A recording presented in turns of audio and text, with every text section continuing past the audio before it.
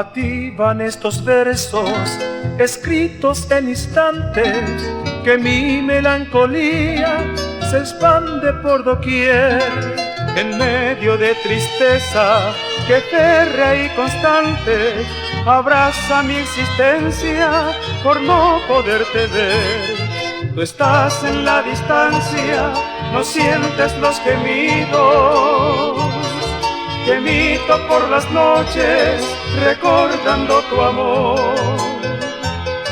Te envío con el viento, la brisa y los graznidos de aves nocturnales que moran por aquí.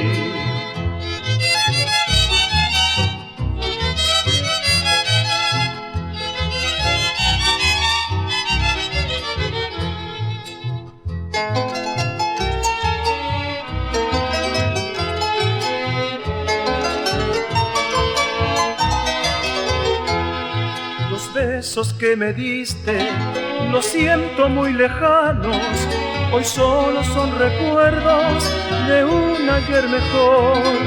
No puedo resignarme sabiéndote tan lejos, sin nada que consuele mi triste orfandad. Decime qué yo he hecho, decime bella mía, decime si por siempre tu amor me negará. Yo quiero que tú sepas que ya sin ti la vida no tiene ni un encanto, es triste soledad.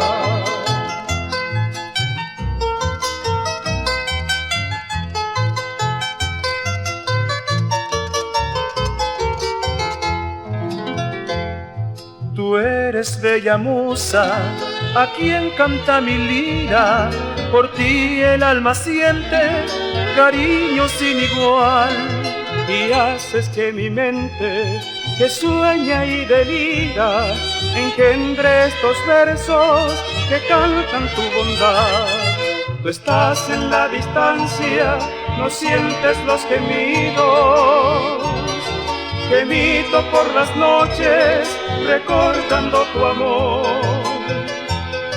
Te envío con el viento, la brisa y los graznidos de aves nocturnales que moran por